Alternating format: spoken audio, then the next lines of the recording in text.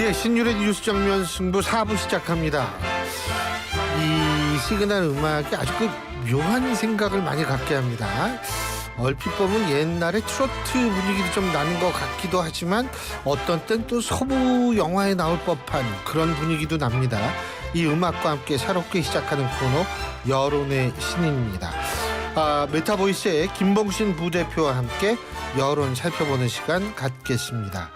여기서 여론의 신이라는 신이 이게 이 갓을 얘기하는 건지 아니면 뭐 신발할 때 그 신을 얘기를 하는 건지 내가 그건 잘 모르겠어요. 예. 근데 뭐 하여간 뭐 여론을 이렇게 신발처럼 이렇게 해준다. 예. 어서 오십시오. 참 우리 부대표님. 예, 안녕하십니까. 김봉신입니다. 오늘 최상병 특검법이 아니고 최상병 사건에 대한 경찰 조사 발표가 있었어요. 근데 임성근 사단장이 결국 무혐의 결론이 났는데 불송치 결정이 났는데 제가 거듭 말씀드리지만 이것은 업무상 과실치사상 혐의 그리고 직권남용 여기 있어서는 이게 무혐의가 나온 거지 공수처 수사는 계속되고 있습니다. 다른 분야에 있어서. 그렇기 때문에 이 임성근 전 사단장이라는 분이 모든 면에 있어서 이제 혐의를 벗어났다 이렇게 볼 수는 없는 것 같은데 이거 지금 여론에 어떤 영향을 미칠까요? 글쎄 아주 큰 영향이 있다고는 보기 좀 어렵습니다. 왜냐하면은 지금 이제 이번 이 최상병과 관련된 요 사건이 이미 약간 좀 뭐라고 해야 될까요? 권력기관의 손에서 좀 약간 좀 떠난 느낌? 그러니까 사실은 대통령실이라는 최고 권력기관에 관련된 내용을 자꾸 이제 언론에서 나오고 이러고 있지 않겠습니까? 그런데 이제 경찰에서 무혐의 결론이 났다고 해가지고 그게 이제 전부 다 이제 무혐의고 그래서 아무 문제가 없다 이렇게 누군가가 이제 아무 무혐의가 없다라고 그 경찰이 또는 검찰이 한다고 해서 이게 여론을 뒤집고 막 이럴 정도의 효과는 없다고 봐야죠. 그렇군요. 근데 어쨌든 지금 차상병 특검법을 만일 이 특검법을 거부할 거는 거의 확실시 되는데 이 거부하면 또 그건 영향을 미칠까요? 그거는 이제 봐야 됩니다. 왜냐하면 예전 같은 경우는 한 10%포인트 정도 즉 거부권을 대통령이 행사했을 때 대통령의 긍정률보다 그 거부권 행사에 대한 찬성 여론은 더 적었습니다. 10%포인트면 큰 차이죠. 그러니까 거부권을 행사하는 게 대통령 긍정률에는 안 좋은 영향, 즉 하방 압력이 되는 겁니다. 그런데 지금은 대통령 긍정률이 빠질 만큼 빠졌거든요. 한 20% 초중반까지 빠져버렸기 때문에 이때 거부권 행사했을 때 하방 압력을 더 받는다라고 하면은 정말 20% 선도 위험하냐 이렇게 결론이 가는 건데 그렇게까지 얘기하기는 너무 많이 빠져서 그러면 지금까지 거부권을 여러 번 행사했을 때에 여기 20% 초중반은 그래도 방어해냈다고 한다면 대통령실이 거부권 행사와 관련해서 추가적인 하방 압력이 있다면 그게 어느 수준일지 좀 봐야 되고요. 그게 올 초라든지 뭐 거부권 행사가 일부 있었지 않습니까? 올 초에도 있고 그렇죠. 올 1월 달에도 그와 관련된 뭐 여론들이 나왔었습니다. 또 이제 작년에도 있고 그랬었는데 그와 같은 정도의 강한 하방 압력 즉 갭이 발생할지는 한번 봐야 됩니다. 아마 그거보다는 작겠다 싶고요. 왜냐하면 지금 거의 바닥 수준이라 대통령 긍정률이 그래서 제가 봤을 때는 당장 거부권 행사로 완전히 퍽 하고 떨어지기는 쉽지 않다. 그러나 거부권 행사로 그러면 긍정률이 올라갈 여지가 있느냐? 전혀 없다. 지금까지 거부권 행사로 대통령 긍정률에 좋은 영향이 있었던 적은 사실 없기 때문입니다. 그리고 또한 최상병과 관련된 요 여론은 최상병의 특검법이 필요하다라는 여론이 더 많이 몰려 있었죠. 강세였죠. 우세했기 때문에 그렇게 따지면은 그다지 좋지 않은 좋은 영향이 있을 거라고 할 수 없다. 이렇게 말씀드릴 수 있겠습니다. 근데 재밌는 게 있어요. 예. 그 김여정이 있잖아요. 북한에. 그 김여정이가 그렇게 우리나라에 관심이 보니까 뭐 탄핵 청원도 보고 볼 건 다 보고 앉았더라고요. 예? 그런데 뭐 청원 100만을 언급하고 이랬다고 얘기를 하는데 이거는 좀 어떻게 보세요? 이게 안보 위기를 좀 자극할까요? 어떻게 보세요? 거의 뭐 자극할 이유는 없고요. 100만 원 언급했던 북한 쪽에 당국자들이 남한의 우리 대한민국의 여론에 대해서 언급하는 경우는 아주 가끔 있었습니다.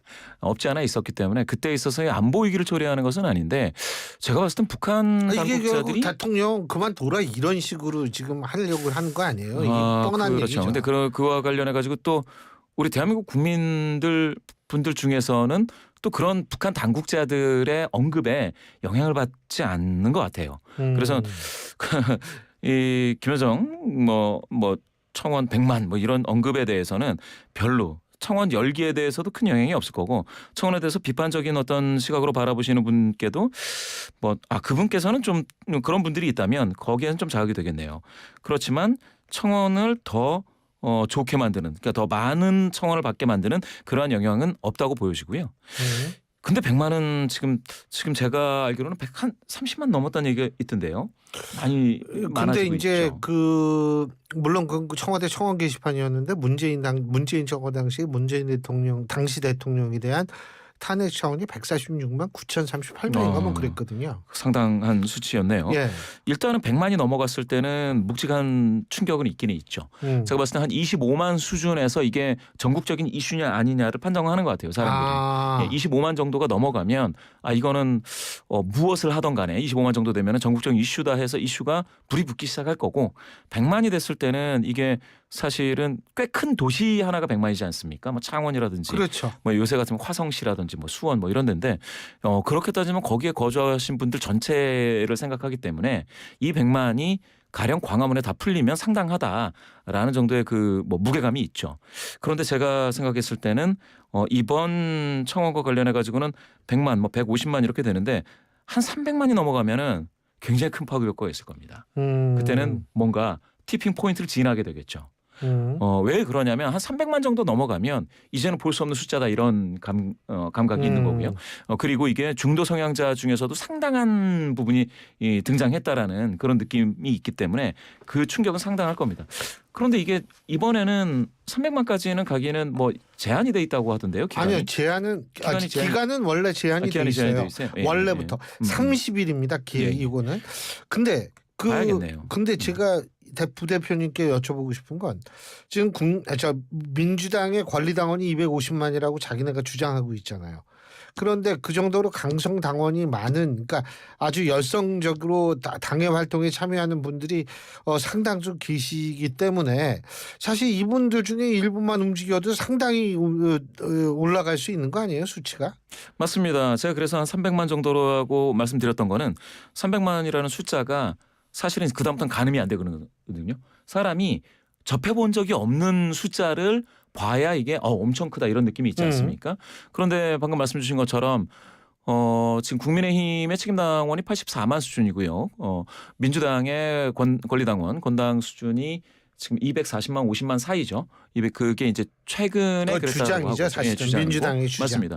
그런데 이제 두 정당이 자신들의 진성당원 즉 책임당원이나 권리당원을 어떤 식으로 규정하는지는 각 당이 알아서 할 일이기 때문에 그게 이제 선거 때 이게 얼마나 그리고 커지느냐 당원 숫자도 안 알려주잖아요, 각 정당이. 맞습니다. 각 정당이 그거를 굳이 이렇게 밝히고 있지 않죠. 그게 뭐 비밀이라고 안 알려줘요? 그래서 말입니다. 하여튼 제가 봤을 때 민주당 같은 경우에는 240만이 이번 총선을 앞두고인 것 같아요. 예. 그런다고 했을 때 보통 투표에 붙였을 때 1차적으로 한 3분의 1에서 한 절반 수준 한 35에서 40%가 참여를 한다고 보면 그렇죠. 한 100만 정도라고 볼 수 있죠. 그러면은 지금 참여하는 권리당원 중에서는 많은 수가 지금 여기 들어와 있는 겁니다. 그렇게 따지면은 제 말씀은 참여하지 않더라도 호의를 가지고 있는 권리당원까지 다 포함하면 방금 말씀하신 그 수치 250만 정도를 따질 수가 있겠죠. 일반 당원은 500만이래요.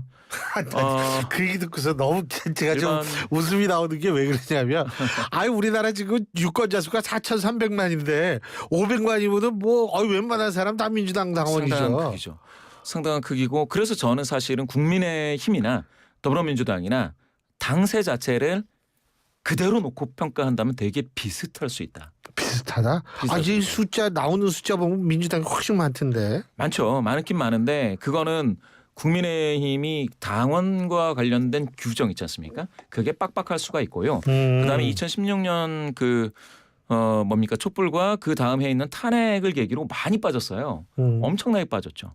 그 다음에 회복하는 기간이 있어서 지금까지 한 84만이라고 하는데 제가 봤을 땐 그렇게 되면 더불어민주당이 500만이라고 했을 때 사실은 국민의힘도 그 정도의 조직 동원은 가지고 있기 때문에 두 당은 되게 비슷하다라고 보고요. 그런 의미에서 저는 아까 말씀드린 300만 수준이 티핑 포인트가 될 거다. 그리고 지금 100만이라는 숫자는 결코 적은 거는 아니다. 그래서 대통령실에서 이 100만에 대해서는 굉장히 긴장하고 보셔야 되는 건 맞습니다. 예, 굉장히 긴장하고 봐야 되는 그런 수치는 맞다라고 말씀드릴 수 있고요. 예.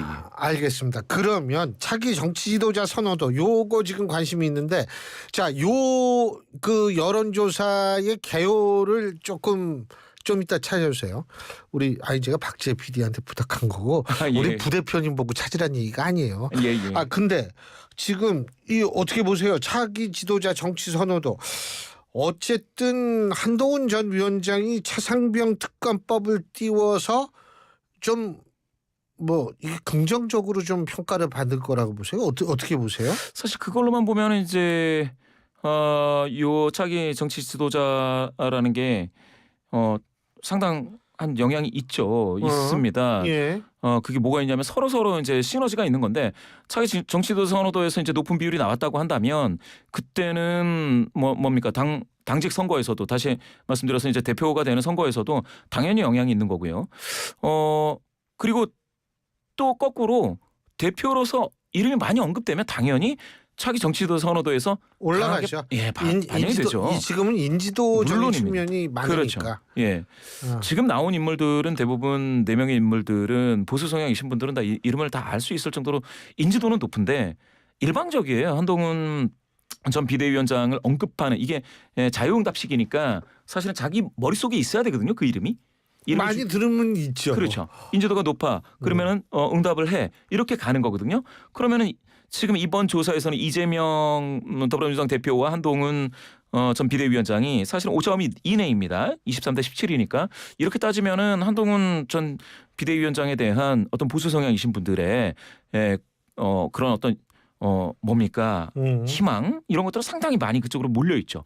이게 사실은 자유응답이라는 게 이거를 이제 마케팅에서는 탑 오브 마인드라고 하는데요. 예. 비보조 최초상기. 그러니까 사람 이름을 이렇게 불러주지 않은 상태에서 머릿속 딱 떠오르는 그 이름이 보수 성향이신 분들 중에 많은 분들이 한동훈이다. 이렇게 되는 거는 상당한 효과는 있습니다. 따라서 지금은 그 당심이 80%나 되니까 그러니까 그렇지만 예. 민심으로만 따지면 한동훈 전 비대위원장이 당대표로는 상당히 되고 있는 거죠. 지금 말씀드린 조사 한국갤럽이 지난 2일부터 4일까지 전국 유권자 1,002명을 대상으로 한 여론조사고요. 전화 인터뷰, 전화 면접 조사입니다. 자세한 내용은 중앙선거 여론조사 심의위원회 홈페이지를 참조하시면 되는 조사인데 차이가 많이 나요 이게. 예. 거의 17%잖아요. 저 한동훈 전 위원장이. 근데 홍준표 시장과 오세훈 시장은 3%, 이준석 의원과 원희룡 전 장관은 2%. 이러면 차이가 굉장히 많이 나는 거잖아요. 예, 차이가 지금은 크다고 봐야 됩니다. 만약에 예. 제가 여쭤보고 싶은 건 그런데 원희룡 전 장관은 요새 엄청나게 언론에 많이 거론되잖아요. 예. 근데 왜 이래요? 글쎄요. 방금 말씀 주신 것처럼 인지도가 되게 높은 상태에서 이와 같이 선호도가 떨어진다고 하면 그 갭이 원래로 따지면은 이게 좀 안 좋은 지수입니다. 그러니까 인지도는 확 큰데 그런데 이 비보조로 그럼 누구 선호하세요라고 했을 때 이렇게 낮게 나타나는 거 있잖아요. 그러면 요 갭이 크면 클수록 되게 선택받을 수 없다라는 거를 이제 의미하는 거라 마케팅에서는 이제 완전히 똑같은 건 아니지만 망각도라는 게 있습니다. 이와 같이 이제 원희룡 또 이준석 이분이야 뭐 지금 당장은 아니니까 그렇죠. 빼고 젊으니까 빼고 뭐 오세훈 홍준표 이런 분들 뭐 조국도 5%니까 이거는 이제 민주계에서 굉장히 낮은 수치고요. 그렇게 따지면 여기 잠룡이라고 부를 수 있는 홍준표, 오세훈, 이준석, 원희룡, 안철수 요 분들은 글쎄요. 지금은 한동훈 전 비대위원장과는 어깨를 나란히 한다라고 표현하기는 좀 어렵네요. 어렵고 좀 더 자기 호감 요인을 많이 발굴해가지고 네거티브에 집중하기보다는 뭔가 좀 국가의 비전이라든지 어떤 뭐 그런 말씀을 좀 많이 해주시는 게 어떤가 아니면은 뭐 민생 문제라든지 이런 것들 그렇지 않고서는 한동훈 전 비대위원장이 17% 나올 때 이렇게 한 자릿수 그것도 이제 5%도 못 넘고 있지 않습니까? 3322 막 이렇게 깔리고 있는데 이렇게 따진다면 지금 당장은 잠룡도 많이 잠수하고 계신 상황이라 이게 이제 물 위로 얼굴을 보이기에는 아직은 좀 수심이 좀 깊다 이렇게 봐야죠. 그러면은 요새 그 김건희 여사 문자 파동 이거는 한동훈 전 위원장이 긍정적일까요, 부정적일까요? 저는 이제 여러 가지로 봅니다. 그거는 이제 이거를 긍정적인 이슈로 만드느냐, 부정적인 이슈로 만드느냐는 한동훈 전 비대위원장 캠프 측의 어떤 그 메시지 전략과 어떤 방식으로 운용을 하느냐 이거에 따라 다른 건데요. 김건희 여사가 사실 그 비호감 정서가 너무 두텁습니다. 그건 이제 한동훈 전 비대위원장보다도 더 두텁다고 봐야 되는데 만약에 이제 이런 문자 이슈를 가지고 이거를 김건희 여사 측이라고 해도 될지는 모르겠지만 여튼간에 그런 어떤 문자가 나온 김건희 여사의 이미지와 한동훈 전 비대위원장의 이미지가 서로 막 엉켜버리면 그러면 이거는 한 전 위원장한테 손해가 되죠. 이거는 완전히 뭐라고 해야 될까요? 이건 진흙탕 싸움 비슷하게 이제 보일 수도 있고요. 그렇게 되면은 안 좋은 이미지가 이제 이게 뭡니까 전가되는 형태가 될 수가 있는데 이게 어떻게 대응하느냐에 따라서 이럴 수는 있습니다. 한동훈 전 비대위원장이 마치 뭐라고 해야 될까요? 지금 현재 권력으로부터 되게 이제 핍박을 받는 박해를 받는 그렇죠. 핍박받는 그런 미래 권력으로서 이게 등장한다고 한다면 이거는 뭐라고 해야 되나? 또 다른 보수의 희망으로서 희망을 모으는 그 응집력을 발휘할 수는 있겠죠. 그래서 제가 생각했을 때는 한동훈 전 비대위원장이 계속 이 메시지 공세에 대해서 이제 수세적인 입장에 있거나 이렇다기보다는 뭔가 이제 반전의 카드를 준비하고 있을 것 같기는 한데 그게 어떤 효과가 있을 것이냐. 이게 어떤 그 당심을 움직여야 되겠죠. 당심을. 그러면 당심 입장에서는 무엇을 볼 것이냐. 미래 권력으로서 얼마나 파이팅을 잘할 수 있는 거를 또 볼 거고요. 국민의힘 당원들이니 당연히. 그리고서는 더 중요한 거는 지방선거의 대책이 무엇이냐. 그렇죠. 지방선거의 대책을 가져오기 위해서는 지방 소멸 문제에 대해서 얘기하지 않을 수 없을 거고요. 청년들의 어떤 청년들의 어떤 정치적인 욕구 뭐 이런 것들에 좀 더 깊이 연구를 해야 될 텐데 그런 것들을 한동훈이 진짜 잘할 수 있다라는 확신이 있으면 이거는 긍정적인 거죠. 현재 권력을 극복하는 거니. 알겠습니다. 오늘 말씀 여기까지 듣겠습니다. 고맙습니다. 대한민국 대표 트렌치